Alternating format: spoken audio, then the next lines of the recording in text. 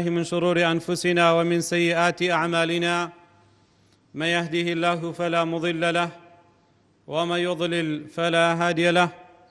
وأشهد أن لا إله إلا الله وحده لا شريك له وأشهد أن محمدًا عبده ورسوله يا أيها الذين آمنوا اتقوا الله حق تقاته ولا تموتن إلا وأنتم مسلمون يا أيها الناس اتقوا ربكم الذي خلقكم من نفس واحدة وخلق منها زوجها وبث منهما رجالا كثيرا ونساء واتقوا الله الذي تساءلون به والأرحام إن الله كان عليكم رقيبا يا أيها الذين آمنوا اتقوا الله وقولوا قولا سديدا يصلح لكم أعمالكم ويغفر لكم ذنوبكم ومن يطع الله ورسوله فقد فاز فوزا عظيما أما بعد فإن أصدق الحديث كتاب الله وخير الهدي هدي محمد صلى الله عليه وسلم وشر الأمور محدثاتها وكل محدثة بدعة وكل بدعة ضلالة وكل ضلالة في النار. برا خوشکە بە ڕەزەکانم لە وتاری ئەمڕۆماندا درێژە بە بابەتەکانی وتاری ڕابردوو دەدەین کە پێشنیار کراوە لەلایەن وەزارەتی ئەوقافەوە هەنگاوێک بنرێت بۆ ئەوەی ئەو دیاردانەی کە لە تەعزیە ئەکرێت لەم ڕۆژگارەی ئێستادا لە وڵاتی خۆماندا زیادە ڕەوی تایە و کاری ناشەرعی و نابەجێی تایە. ئێمەش وەکو مامۆستایەک کە لەسەر مینبەرەکەی پێغەمبەری خۆیان صلی الله عليه وسلم بە واجبی شەرعی سەرشانی خۆمانی دەزانین ئەوەندەی کە خوای پەروەردگار علم و زانیاری پێداوین ئەو بابەتانە بۆ موسڵمانان ڕوونکەینەوە بۆ ئەوەی بەرچاوڕۆشن بن. هەر کارێکی هەڵا ئەگەر چی لە ڕابردووشدا ئەنجام درابێ بەهۆی نەزانیەوە یا بەهۆی ناڕوونیەوە یا بەهۆی ڕووگیریەوە لەبەرەوەی هەندێک لەو شتانە بووەتە دابوو نەریت لە ناو کۆمەڵگایە ئیتر لەمە دوا خەڵکیە بێ وریا بێ و دەستبەرداری بێت بە پێی توانە. لە وتاری ڕابردووە باسی شێوازی پرسە و سەرخۆشی لێکردنمان کرد و هەروەها باسی دانیشتن و کۆبوونەوە لە شوێنێکدا بۆ تەعزیە و پرسە کە وتمان کارێکی ناشەرعی و ناڕەوایە لە سەردەمی پێغەمبەردا صلی الله عليه وسلم نەبووە و سەحابەکانی پێغەمبەری خوا صلی الله عليه وسلم بە جۆرێک لە شیوەنیان زانیوە و زانایانی کۆن و ئەم سەردەمەیش ئەو کارەیان بەکارێکی ناپەسەند و ناڕەوا و بیدعە و مەینەتی و ناڕەحەتی و ئەرگ لەسەر بوو لەسەر کەسوکاری مردۆکە و هەروەها لەسەر ئەو کەسانیش کەوا دێن کۆ ئەبنەوە دروست کردووە بۆیە نابێ ئەنجام بدرێت. لە وتاری ئەمڕۆماندا باسی دوو بابەتی تر دەکەین. یەکەمینیان ئەو خواردنەی کەوا دروست ئەکرێ بەهۆی تەعزیەوە و دووهەمینیان قورئان خوێندن لە تەعزیەیە. سەبارەت بە خواردن دروستکردن لە تەعزیە ئەبێتە دوو بەشەوە. بەشی یەکەمیان شەرعیە بەڵکو سوننەتە کەوا دراوسێکان و خزمان و دۆستان کاتێک کە ئەبیسن کەسێکی دراوسێیان مردووە یا خزمێکیان یا دۆستێکیان مردووە ئەرکی سەرشانی ئەو خزم و دۆست و دراوسێیانەیە کەوا چێشت و نان ئامادە بکەن قاوەتی بەیانی نانی نیوەڕۆ نانی ئێوارە بۆ ئەو ماڵی کەوا مردوەکەیان لێ مردووە. ئیسلام داوای ئەمەی کردووە و ئەوەی تریان کەوا کەسوکاری مردوو بکەونە خەمی ئەوەی کەوا یەکێ بچێ برنج بێرێ و یەکێ بچێ گۆشت بسێنێ و یەکێ بچێ فاسۆلە بێنێ و یەکێ بچێ منجەڵی گەورە بێرێ و 5-6 ژن ئامادە بکەن بۆ ئەوەی چێشت لێ بنا بۆ ئەو کەسانی کە هاتوون بۆ تەعزیە ئەمانە ناشەرعیە. سەبارەت بەوەی یەکەمیان عەبدوڵای کوڕی جەعفەر ڕەزای خوای پەروەردگار لە خۆی و باوکی بێ دەفەرمێت لەما جاء نەعی جەعفەر کاتی هەواڵی کوشتنی جەعفەری باوکم گەیشت بە مەدینە پێغەمبەری خوا صلی الله عليه وسلم هەواڵی کوشتنی جەعفەر و هاوڕێکانی ئەو بوو لە غەزوەی موئتە لە نزیک شام. سێ سەحابەی پێغەمبەری خوا صلی الله عليه وسلم کوژران زەیدی کوڕی حارثە و جەعفەری کوڕی ئەبی طالب و هەروەها عەبدوڵای کوڕی ڕەواحە. پێغەمبەری خوا صلی الله عليه وسلم فەرمووی اصنعوا لآل جعفر طعاما بەرچواردەورەکانی وت لە خزمان و دۆستان و دراوسێ ئێوە خواردن بۆ ئەهلی جعفەر دروستکەن بۆ کەسوکارەکەی جعفەر دروستکەن فإنه قد أتاهم أمر شغلهم ئەوان کارەسات و مصیبەتێکیان بەسەردا هاتووە مێشک و دڵ و دەروون و ناخی سەرقاڵ کردوون نان پەرژێتە سەر ئەوەی کە خوان بۆ خوان خواردن دروستکەن بۆی ئەرکی سەرشانی ئەوانەی چواردەورە خواردنیان بۆ دروستکەن و ئامادە بکەن و بیبن. ئیمامی شافعی ڕەحمەتی خوای پەروەردگاری لێبێ لە کتێبی ئەلئومدا فەرموێت وأحب لجيران الميت أو ذي قرابته پێم باشە دراوسێکانی مردوو یان کەسە خزم و نزیکەکانی أن يعمل لأهل الميت في يوم يموت وليلته طعاما يشبعهم لەو ڕۆژەی کە مردۆکە ئەمرێت خواردن دروستکەن بۆ ماوەی شەو ڕۆژێک کەوا کە سوکاری مردۆکە تێر بکات بۆ فإن ذلك سنة ئەوە سنەتی پێغەمبەرە صلی الله عليه وسلم و سنەتی سەحابە و پیاوچاکانە وذکر کەریم ئەوە کارێکی چاک و دەلالەت لەسەر سەخاوەتی ئەکات و دواتر خەڵکی لە پێشچاویان ئەبێ و باسی ئەکەن وهو من فعل الخير قبلنا وبعدنا ئەوە بەشێکە لە کارە خێر و چاکەکان کەوا لە پێش ئێمە و لە دوای ئێمەش کراوە یعنی لە پێش سەردەمی ئیمامی شافعی و بە دوای ئەویشدا دراوسێ و خزمان نانیان بۆ کە سوکاری مردۆکە دروست کردووە نەک کە سوکاری مردۆکە بۆ خەڵکیان دروست کردبێت. هەروەها لأنه لما جاء نعي جعفر قال رسول الله صلى الله عليه وسلم اجعلوا لآل جعفر طعاما فإنه قد جاءهم أمر يشغلهم لبرو حديثيك واباس من كرت كاتك جعفر وفاته كاتو خبركي بلاو دبيتوا بيغمري خواه صلى الله عليه وسلم بكساني چواردور دليت ايو خواردنيان بو دروس كان لبر اوي كارساتي كان بسر داهاتوا مشكو ناخياني مشغول كردو او خواردني كوا كسوكاري خاون تعزي يا كسوكاري مردوكت دروستي اكاو خلقانيك لە چواردەوریان ئەمێننەوە و نان ئەخۆن ئەو نان خواردنە حرامە کە ئەوترێن نانی تەعزیە حرامە مەبەست بەو نانەیە کەوا کە سوکاری مردۆکە دروستی ئەکەن و خەڵکانێک کە هاتوون بۆ تەعزیە و ئەمێننەوە ئەیخۆن ئەو نان خواردنە حرامە بدلیلی چی عن جرير بن عبد الله البجلي رضي الله عنه قال كنا نعد الاجتماع إلى أهل الميت ئێمەی هاوڵانی پێغەمبەری خوا صلى الله عليه وسلم کۆبوونەوەی خەڵکی لە چواردەوری کە سوکاری مردۆکەمان دەژمارد وصنيعة الطعام بعد دفنه هەروەها دروستکردنی خواردن لە دوای ناشتنی یعنی کە سوکاری مردۆکە خەڵک لە دەوریان کۆ بێتەوە ئەمە یەک و خواردن دروستکەن بۆ ئەو کەسانێک کە ئەمێننەوە لە چواردەوریان بەچیمان دەژمارد منە نیاحە بە شێوازێک لە شێوازەکانی شیوەنکردن و کاری ناشەرعی و ناپەسەند و کاری خەڵکانی سەردەمی جەهالەت و نەفامیمان لە قەڵەم دەدا. ئیمامی شەوکانی ڕەحمەتی خوای پەروەردگاری لێبێت لە شەرحی حەدیثەیە فەرموێت يعني أنهم كانوا يعدون الاجتماع عند أهل الميت بعد دفنه واتە سەحابە کۆبوونەوەی خەڵکی لە دوای ناشتنی مردۆکە لە چواردەوری کە سوکارەکەی وأكل الطعام عندهم وخواردنی ونان خواردن للايان يعني للايك سكاري تعزيكا نوعا من النياحة باش يوازك لشيوازكاني شيوان وكاري نفامان كارانا وجهالت من لقلم دادا بو لما في ذلك من التثقيل عليهم چونك اما بار قرص كردنا لسريان تو دو خميان لسر كوا كيتوا خمي مردنكا دو خەمیان لەسەر کۆوە بێتەوە یەکێکیان کە خۆیان تووشی بوون کە مردنی کەسێکیانە دوو ئەوەی کە خەڵکی لەسەریان دروست یەکات کەوا کۆ بنەوە لە چواردەوریان و ئەنجا دوایش ئەمێننەوە نان ئەخۆن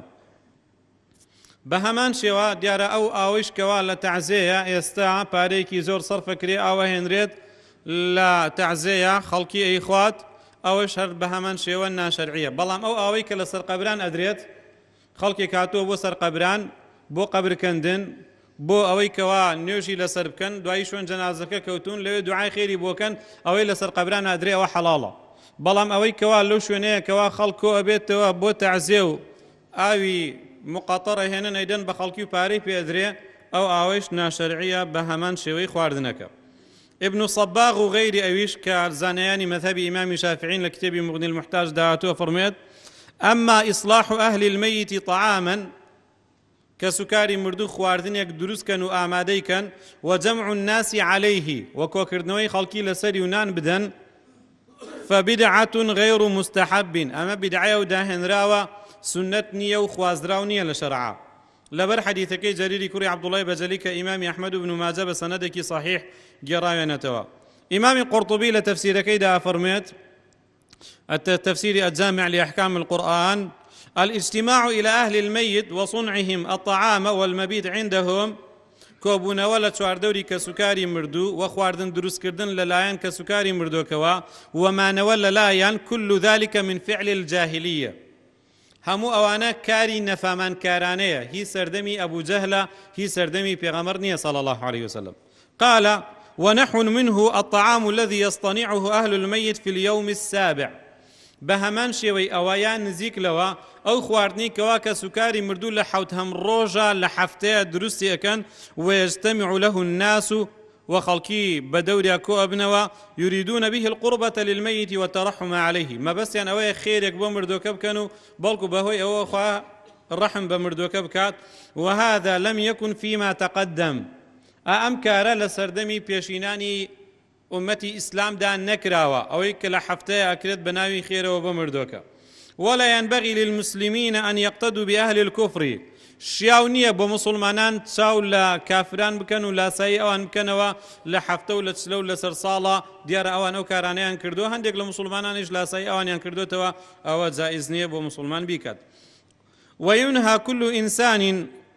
وينهى كل إنسان أهله عن الحضور لمثل هذا هەموو ئینسانێک ئەبێ ڕێگری لە کەسوکارەکەی خۆی بکات بە کوڕەکەت بڵێ بە براکەت بڵێ بە باوکت بڵێ نەڕۆی بۆ ئەو نان خواردنی کەوا لە تەعزیە دروست ئەکرێە لە حەوتەمین ڕۆژە دروست ئەکرێت. وەشیبهه بە هاوشێوەی ئەمانە یعنی چۆن کۆبوونەوە لە چواردەوری خاوەن تەعزیە نابەجێیە نان دروستکردن نابەجێیە نابێ بڕۆی هەروەها نانی حەوت ڕۆژە بە هەمان شێوەی ئەوە چی من لەطەمە الخودودە ئەوانەی کە لە گۆنا دەدەن وشق الجيوب كي خدا ددرن واستماع النوح گوێگرتن لەو شیوەنەی کەوا شین و باوەیلایی کەوا ئافرەتان ئەیکەن یا پیاوانیش ئەیکەن بەداخەوە. ئێستا پیاویش کاتێک کە کەسێک ئەمرێت دەنگ بەرزەکاتەوە شانم شکا ماڵم ڕما کێم لە دەست دەرچوو ئەوە گوێگرتن لەوەیش جائز نییە هەروەکو ئەوەیە کەوا ئافرەت بقیژێنێ و یەخەی خۆی دابدڕێ و لە گۆنای خۆی بدا و گۆنای خۆی بریندار بکە و قژی بڵاو بکاتەوە. وذلك الطعام الذي يصنعه أهل الميت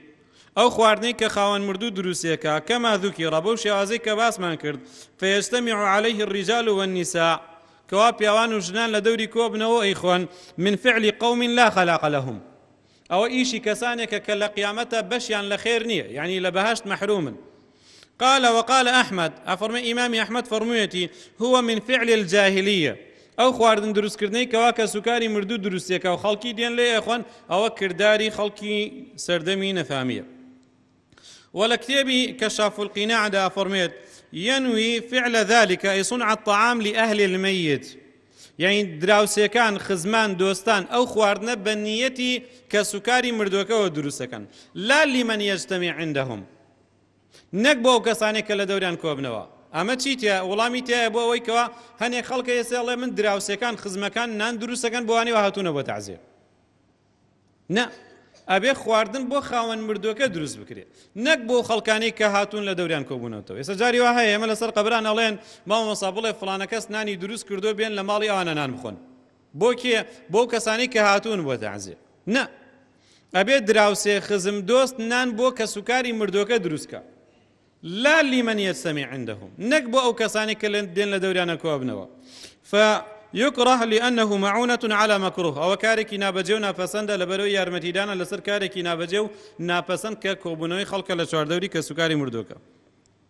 نقل المروذي عن أحمد وهو من أفعال الجاهلية إمام المروذي لإمام أحمد ونقل كاولا كردار سردمي نفامية وأنكره شديدا زور بتندي نكولي لم كاركردو ردي كردوتو بنافسند نشيوي زانيو. ولا فتاوي لجنة دائمة دهاتوا فرمي الاجتماع عند أهل الميت وصنعة الطعام منهم بعد دفنه لا يجوز كوبونا ولا شوار دوري كسكاري مردو وخواردن دروست كردن لدوي دفن كردني دروست نية. والأصل في ذلك ما رواه الإمام أحمد عن جرير بن عبد الله البجلي رضي الله عنه أصل بن سينو بنواء أو حديثي جرير كري عبد الله كوا صحابة كان باكاركي شیوانکاریان زانیوە و بەنەفامکاریان زانیوە کەوا خەڵک لە چواردەوری کەسوکاری مردووکۆ بێتەوە و نان دروستکەن بۆ خەڵکانی کە هاتوون. ويحرم ما يفعله أهل القرية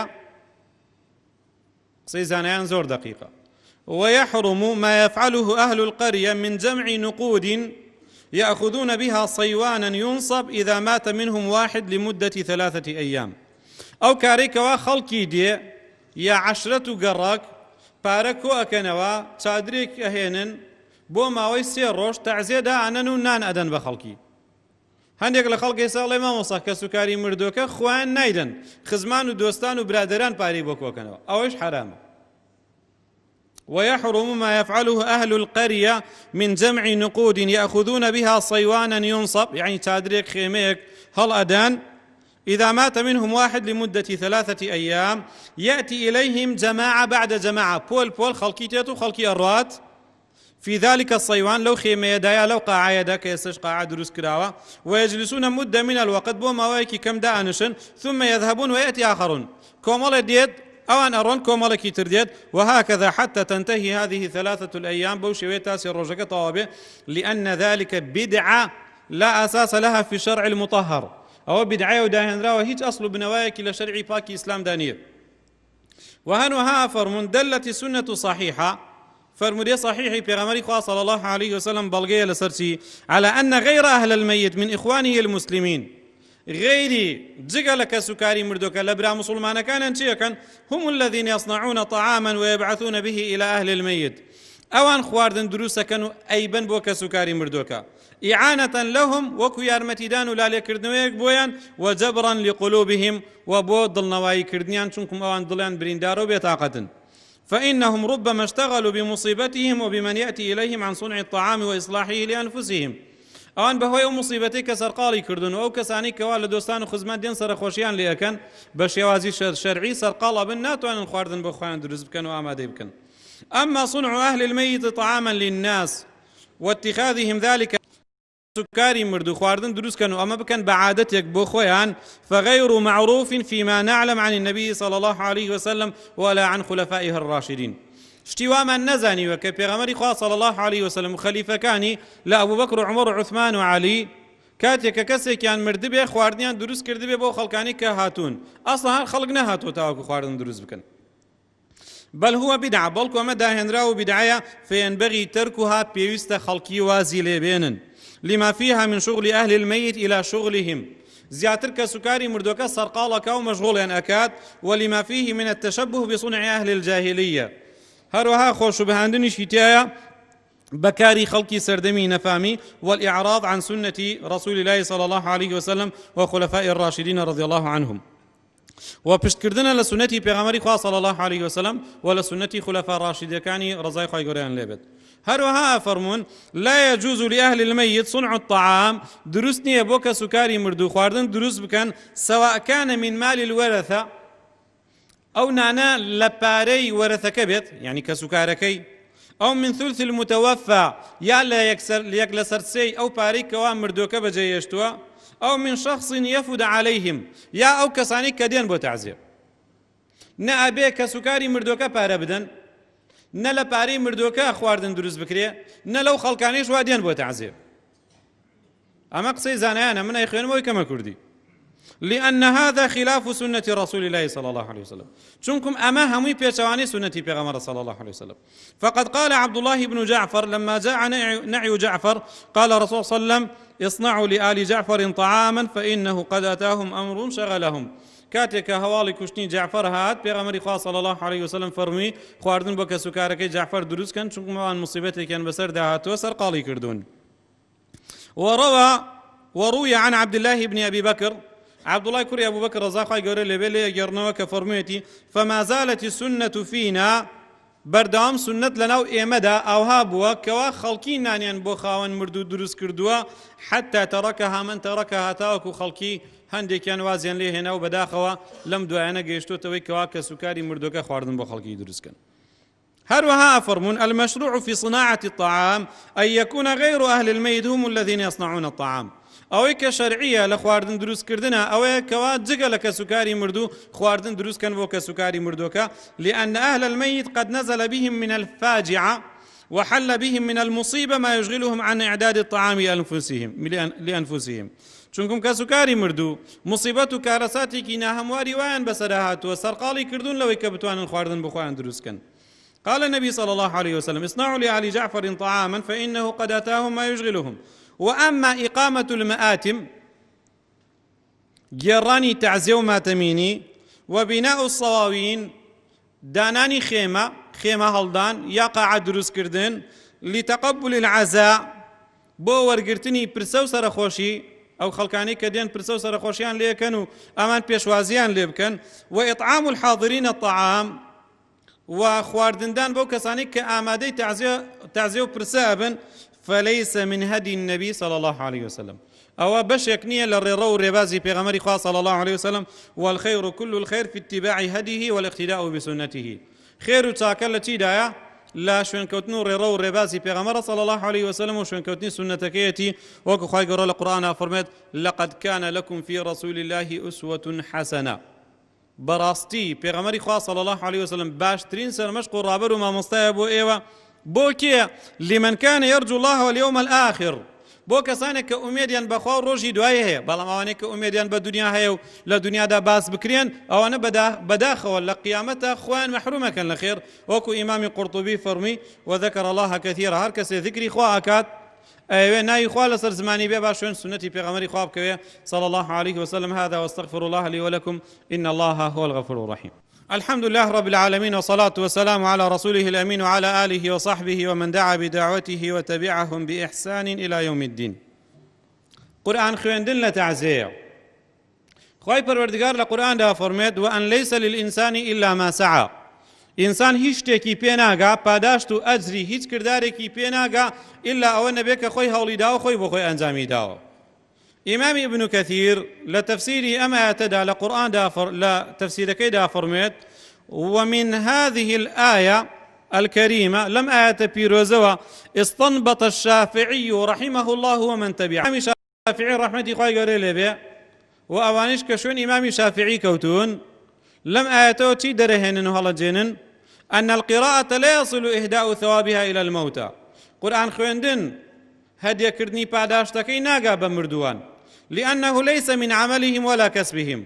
چونكم أو قرآن خويني كوا خلقاني تري خوينن بشيك نية لكرداري مردو كانوا هولو تيكوشاني خوان ولهذا لم يندب إليه رسول الله صلى الله عليه وسلم أمته ولا حثهم عليه بۆیە پێغەمبەری خوا صلی الله عليه وسلم ڕێنمایی ئومەتەکەی نەکردو هانی نەداون و هەڵی نەناون بۆ ئەوەی کەوا کاتێک کە کەسێکیان مرد خەڵکێکی تر بچێ قورئانی بۆ بخوێنێت پێغەمبەری خوا صلی الله عليه وسلم قەت ئەمەی بە ئومەتەکەی نەوتووە ولا أرشدهم إليه بنص ولا إيماء پێغەمبەری خوا ڕێنمایی ئومەتەکەی بۆ ئەمە نەکردو نە بە دەق نە بە ئاماژە یعنی نە بە ڕاستەخۆ نە بە ناڕاستەخۆ نەیوتووە ئەگەر کەسێکتان مرد با خەڵکێکی تر بچێ قورئانی بۆ بخوێنێت چی کەس و کاری خۆی بێ یا ئەو داماوانە بێکەوە بە قورئان پارە خوێنن ولم ينقل ذلك عن أحد من الصحابة رضي الله عنهم هرگیز شتیوا ليك صحابي شونه گزراوتەوە کەوا قورئانیان بۆ مردوو خوێند بێت ولو كان خيرا لسبقونا إليه ئەگەر ئەمە کارێکی خێر و چاکە بووایە صحابە پێش ئەمە ئەکەوتن و ئەم کاریان ئەنجامەدا وباب القربات يقتصر فيه على النصوص بابەتی خۆ لە خوا نزیکردنەوەکان یعنی تاعەت و عیبادەتەکان ئێمە خۆمان کورد هەڵئەهێنین تیایدا لەسەر دەقە شەرعیەکان یعنی بەپێی قورئان و سونە دەبێت تۆ کار بکەیت نابێت بەپێی عادەت و دابوونەریتی خەڵکی بیکەیت ولا يتصرف فيه بأنواع الأقصية والآراء هەڵسوکەوتی تیا ناکرێ بە جۆرەکانی قیاسکردن و ڕاوبۆچوونەکان بڵێ مادام فلانە کەس ئەوەی کردو منیش ئەوە ئەکەم مادام فلانە کەس وا ئەڵێ منیش ئەیکەم فأما الدعاء والصدقة بەڵام دوعاکردن بۆ مردوو وصدقەکردن بۆ مردوو فذلك مجمع على وصولهما ئەوە هەموو زانایانی ئیسلام کۆڕاو یەکدەنگن کەوا ئەجر و پاداشتەکەی بە مردوو ئەگات ومنصوص من الشارع عليهما بدق لشارع ولا خوا وبيغمبري خوا صلى الله عليه وسلم هاتوا كوا أجر پاداشتەکەیان پێدەکات بەڵام قورئان خوێندن ئەوە بەزایە ئەچێت و هیچ ئەجر و پاداشتێکی بۆ مردووەکە نییە ئەی ئەوانەی وا قورئان بە پارە خوێنن بزان لە حەدیثی پێغەمبەری خوا صلی الله عليه وسلم چۆن باسی ئەوانە کراوە و هەروەها ئەو کەسیش کە ئەچێ قورئان خوێن بە پارە هێنێ وش تاوانبارە طبعا لەبەرەوەی پێچەوانەی ئەم فەرمودانەکە گوێ بگرن بزان پێغەمبەری خوا صلی الله عليه وسلم چی فەرمووە ئەفەرمێ اقرأوا القرآن واعملوا به ولا تأكلوا به قورئان بخوێننەوە وەکردەوەی پێ بکەن بەڵام نانی پێ مەخۆن وكاسبي بيمكن ولا تأكلوا به قرآن بوهاتو خلقي بيخوينيتوا وليت يبقن وكردوي بيبكن بلام قرآن ناتو بيكيتا بيشيك وكو نجاري يعني كابريك مثلا نجارة ونجاري بارا دركات يكي كتر عسنقرا يكي كتر فيترا يكي كتر قراني بيجا نعوذ بالله یەکێکی تر دایان پیسە، یەکێکی تر ڕیباخۆرە، یەکێکی تر قورئان خۆرە، یعنی بە قورئان نانەخوات. یعنی ئەم پیشانە کە هەندێکیان شەرعین هەندێکیان ناشەرعین. کەسێک کە پیشەیەکی حەڵاڵ بکاتە مایەی کاسبیکردن و نان پێدەرکردن ئەوە هیچی لەسەر نییە. بەڵام ئەگەر قورئان خوێندن بکەیتە مای نان پێ پەیداکردن، پێغەمبەر صلی الله علیه وسلم فەرمووی ولا تأكلوا به، نان بە قورئان مەخۆن، بە قورئان پارە دەرمەکەن، بە قورئان کاسبی مەکەن. وهروها لحديث كتاب پیغمبر خدا صلى الله عليه وسلم فرميت تعلموا القرآن وسلوا الله به الجنة. فيري قرآن ببن وبقرآن خوندن وتيجيشتن لقرآن وكردوا كردن بقرآن داوي بهشت لخواب كانوا بهشتي بي بخوازن قبل أن يتعلمه قوم يسألون به الدنيا. بيش أوي خلقانك بين فيري قرآن خوندن ببن وفيري قرآن ببن كما بس يعني في دنيا بيت شون. فإن القرآن يتعلمه ثلاثة، قرآن سياتين لخلقي فيري بيت، سياتين لخلقي خوان فيري قرآنكن. رجل يباهي به، كسي قرآن خوينه شانازي بيو كان من دنگم خوش قرآني باشم لبرو قرآن باش خوينم. ورجل يستأكل به، وبياوي كناني بيدركات أمانة ثاني پیاوێک کە نانی پێ دەرەکات. ئەوانەی وا لە تەعزیە قورئان خوێنن بە پارە، یا لەسەر قەبران قورئان خوێنن بە پارە، یا ختمە ئەکەن بە پارە. ئەوانە ئەمەیە کە پێغەمبەری خوا صلی الله علیه و سلم ئەفەرمێ پێشەوەی ئەم بەڵانە بێن ئێوە خۆتان فێری قورئان بکەن. ورجل يقرأه لله، کەسێکی شەی قورئان لەبەر خاتری خوا خوێنێ و هیچی نەگەرەکە، ئەمانە هیچی تیان نییە. برسال كراو لشيخ ابن العثيمين رحمة الله پروردگاري لبي ماذا يفعل صاحب الميت بعد دفن ميته؟ هل يجلس له في المنزل 3 أيام ويقرأ القرآن على روحه ويأخذ الشيخ القارئ مبلغا من المال نظير قراءته في المنزل، أم يقبل العزاء على القبر فقط، أم يجلس ويتقبل العزاء في داره دون وجود شيخ لقراءة القرآن وأخذ الأجرة؟ وهل ثواب هذه القراءة تصل للميت أم لا؟ وما الطريق الصحيح والحل الصحيح لأهل الميت بعد دفن موتاهم؟ ئەمە پرسیارێکە لەم عالمە گەورەیە کراوە کە ئێستا مردووە، خوای پەروەردگار قەبری پرنوور و ڕەحمەتکە. ئایا کە سوکاری مردوو لە دوای ناشتنی مردووەکەیان چی بکەن؟ ئایا لە ماڵە دانشن بۆ ماوەی 3 ڕۆژ و قورئان بخوێنن لەسەر ڕۆحی مردووەکە رحم الله لمن عاد سورة الفاتحة؟ ئەمە بکەن. و مامۆستایەکی قورئان خوێن بێرن لە بەرامبەر قورئان خوێندنەکەی مەبلەغێک پارە وەربگرێ لە ماڵە، یان لەسەر قەبران پرسە و سەرخۆشی لە خەڵکی قبول بکەن، یان دانشن و چاوەڕێ بکەن لە ماڵە خەڵکێک بێت تەعزیێباریان لێ بکات و سەرخۆشیان لێ بکات لە کاتێکدا کە کەسێکیان هێناوە قورئان ئەخوێنێ و کرێ وەرەگرێت و ئەخذ الأجرة. ئایا پاداشتی ئەو قورئان خوێنە ئەگا بە مردووەکە یان ناگات؟ ئایا ڕێگای صحیح و حەلی دروست چییە بۆ کە سوکاری مردووەکە لە دوای مردنیان؟ ئەمیش لە وەڵامدا فەرمێ ڕەحمەتی خوا لێبێ الجلوس في البيت لاستقبال المعزين بدعة محدثة. دانشتن لە ماڵە بۆ پێشوازیکردن لەو خەڵکانەی کە دێن بۆ پرسە و سەرخۆشیکردن، ئەمە بدعەیە و داهێنراوە. لم تكن في عهد النبي صلى الله عليه وسلم ولا عهد أصحابه رضوان الله عليهم. ئەمە لە سەردەمی پێغەمبەر صلى الله عليه وسلم لە سەردەمی سەحابەکان ڕەزای خوای گەورەیان لێبێ شتیوان نەبووە لە ماڵە دانشن خەڵکی بێت پرسە و سەرخۆشیان لێ بکات. بل قال جرير بن عبد الله البجلي، بلكو جرير كوري عبد الله البجلي فرميت اما لسردمي پیغمبري خدا صلى الله عليه وسلم اما هاولاني پیغمبري خدا صلى الله عليه وسلم کوبونوي خلقي ل 4 دوري ک سوکاری مردوک خواردن دروست کردن من بجورك لشيوان دزاني. واقبح من ذلك، يعني قبيح تر لوا ناشرين تر لوا نابجيترين لوا كوا خلقو بيت ولا مال يا لشوينكا أن يستأجر قارئ يقرأ القرآن على روح الميت. قرآن خوينك بقري بكري قرآن بخوين لصر روحي مردوكا كما يزعمون وكخوان دلن. فإن القراءة أعني قراءة القرآن من العبادات، قرآن خوين جورك العبادات وليست مشروعة بهذه المناسبة. قرآن خوين عبادتي قرآن خوين لمناسبة تعزية شرعينية، يعني لكاتي تعزية قرآن ناخنرت. ثم إن العبادات لا يصح أخذ الأجرة عليها، عبادات نابي كري لبران بردا لي وربجيرت، يعني أكري كسيك نيشكا ببارا روجو بقري ببارا هروها قرآن خوينش ببارا ناكرت.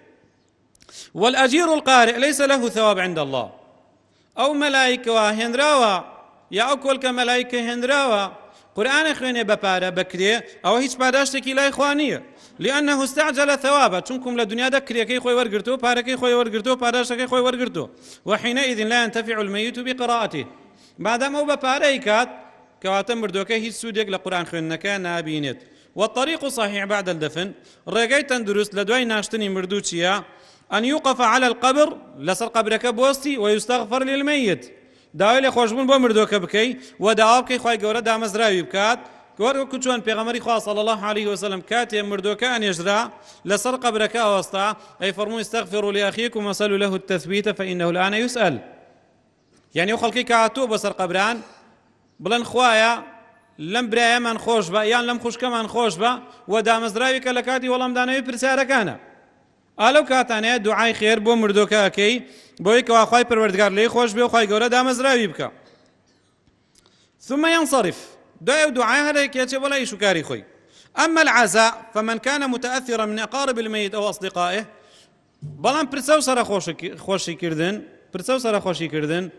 أجر كسكاري مردوكا يا برادر كان يبزان كاميان كاريجر بو مصيبته حتى الشيخ ابن العثيمين فرمد أجر باوكيك من دالكي مردو بي خوش بو من علي لكول بوتوا أو دراوسي أو برادري لكول بوتوا نابي بشي سر خوشي لبكيت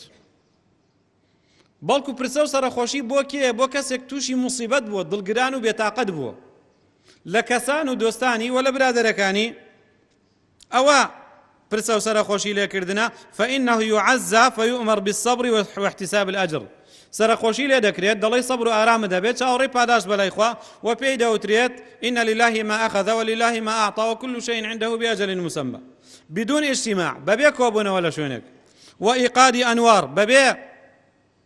شمع و گڵۆب داگیرسان وصف كراسي بروي كرسي بيني الريزيكي عام كرسي هنانيش أميش بداية وحضور قارئ كما يفعله بعض الناس اليوم بروي قرآن خينك إجباري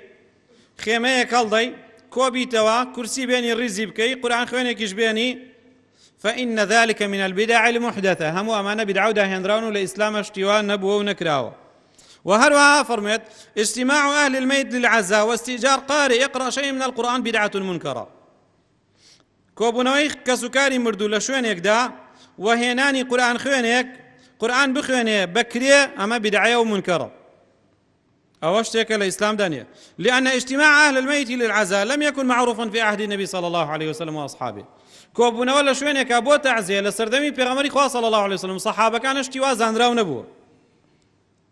وأما إحضار قارئ يقرأ للعزاء قرآن خوينك بيري لتعزية قرآن بخينه فإن كان بأجرة فلا ثواب له بل هو آثم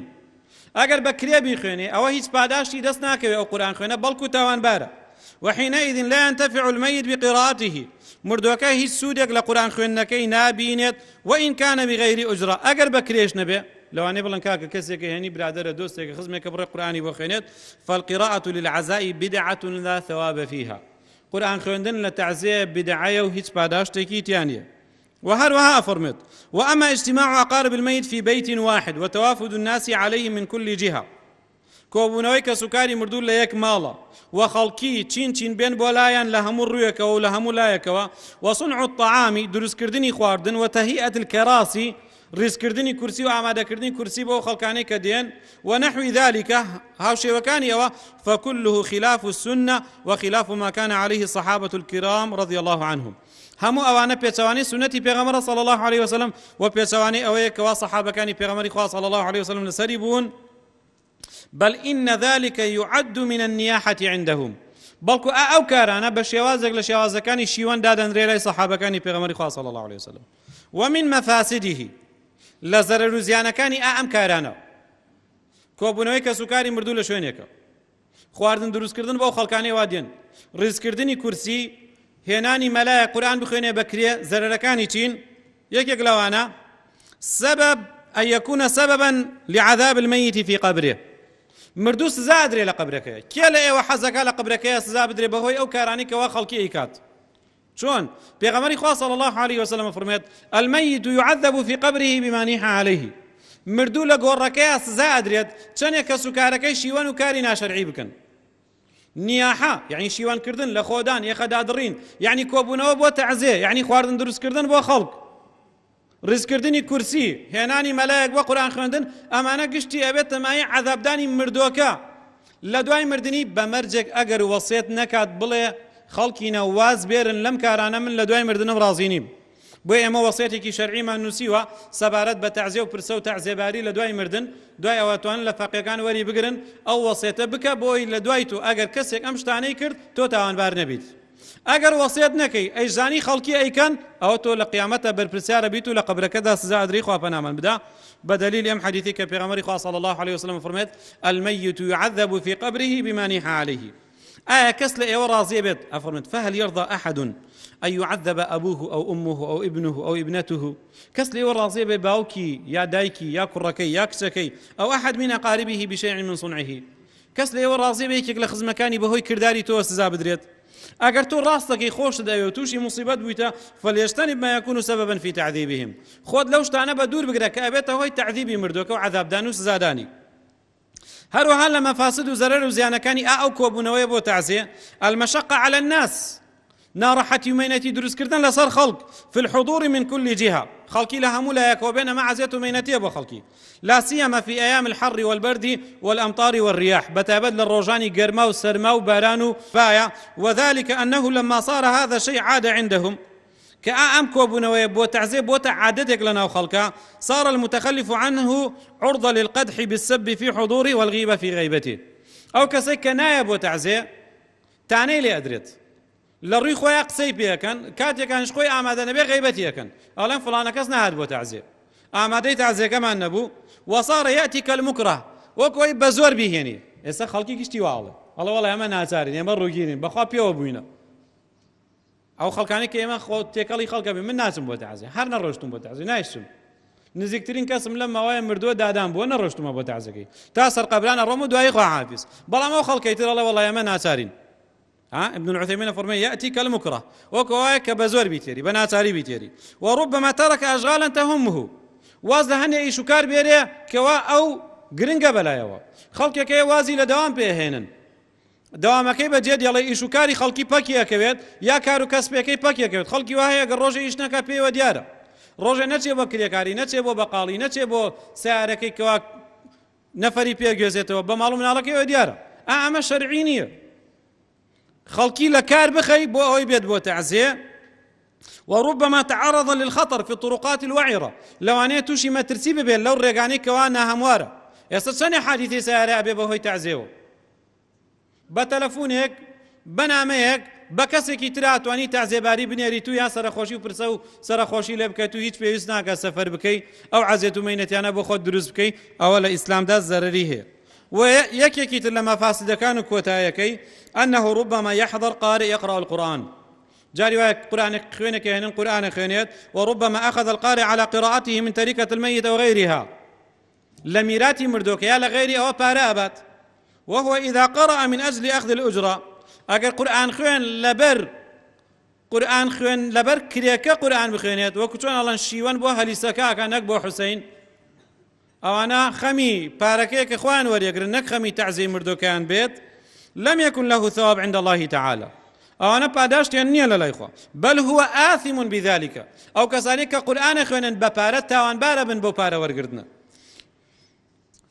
ويكون أهل الميت قد أعانوا هذا الآثم على إثمه أو كساني وبارادا بقرآن خوين لتعزيه أو أنش تاوان باربن لبروي يارمتي أو تاوان باريان دا وكقرآن ببارا خوين دول سر تاوانكي فاشتركوا في ذلك أو أنش هاو بشبن لتاوانك يعني أو كسي كوا أين يرم شيء قرآن خوينك بيري وباري أدنى كي أي هنا كي أي باته وكي ناني أداتي كي باري أداتي أيش بجدار لتاوانك وغرموا ما غرموا من المال قرزاري أو باري أبن كيدن بوكابرايا وربما كان هذا القارئ يقرأ والناس من حوله لا يهتمون بسماع القرآن جاري وهي قرآن خوينا خالكيش جواب قرآن خوينا كنادن بلكو دو نكتة عن بو جرموا لم روجانا روجي كان لقل برايكا بو مزقود هاتم باسی ئەوەی کرد کەوا کەسێکیان بۆ قورئان خوێندن هێناوە داوای ڕۆژی 100,000 کردووە منیش وتم ئەوقاف کاتی خۆی وا بڕیاریدا بوو کەوا ئەوانەی وا قورئانە خوێنن لە ڕۆژێکا 50,000 وەرگرتن وتی وەڵا مامۆستا ڕۆژی 100,000 وەرگرتم منیش وتم وەڵا دیارە قورئان خوێندن گران بووە قورئان خوێندن گران بووە وەکو چۆن لە بازاڕەشت گرانە بێ قورئان خوێندنیش گران بووە بەڵکو لە هەندێک شوێن هەیە ئێستا دە وەرەقە وەرەگرن یا مامۆستایەکمان هەبوو لە زانکۆ لە کولیە دەرسی عەقیدەی پێویستینەوە کە ئێستا مردووە خی گەورە ڕەحمی لێ بکە و قەبری پڕنوور بکە وتی کاتی خۆی ماڵیان لە دووهۆک وتی کاتی خۆی لە مووسڵ کابرایەکی قورئان خوێن بۆ لەسەر قەبران قورئانی بەپارە خوێندووە عایلەیەکیش هاتوون بۆ سەردانی قەبرستان وتیوانە بای 5 فلس قورئانمان بۆ بخوێنە بای 5 فلس قورئان بۆ مردوەکەمان بخوێنە ئەوش ئەو ئاەتەی خوێندە خذوه فغلوه بیگرن بیبەن بیپێشنەوە ثم الجحیم صلوا ئەنجا فڕیدە لەناو جەهەنەمەوە وتیوانە باشە تۆ قورئان خوێنەکەمان مردوەکەمان سەوق کرد بۆ جەهەنەم وتی گەرەکتانەوە 5 فلس جەنات تەجری من تحتها الأنهار بۆ بخوێنم یعنی بەڕاستی ئەوە گاڵتەکردنە بە قورئان گاڵتەکردنە بۆ مردوەیش کەوا قورئانی بۆ خوێنرێت لە ئیسلامە قورئان خوێندن بەپارە نییە ئەوە من هەموم ڕوون کردەوە دانیشتن بۆ تەعزیە نان دروستکردن لە تەعزیە قورئان خوێندن بۆ تەعزیە ئەمانە شەریعەتی ئیسلام ڕێگەی پێ نەداوە نە لە سەردەمی پێغەمبەری خوا صلی الله علیه وسلم هەبووە نە لە سەردەمی سەحابەیە هەبووە نە زانایانی ئیسلام و کۆن و ئێستاش ڕێگە بەم شتانە ئەدەن داواکاری خوای گەورە ئیسلاحی حاڵمان بکە زیاتر لە دینەکەی تێمان گەیەنێ و پێمان گەیەنێ و موفقمان بکە کردەوەی پێ بکەین و دواترش ئەتوانە وەسیەتنامەی وەربگرن و بینووسن بۆ ئەوەی بێبەری بن لەو عەزیەت و مەینەتیانی کەوا ڕوبەڕووی خەڵکانێک کە بێتەوە بەهۆی و کردارە نەفامکارانەوە کە ئەکرێت وأقم الصلاة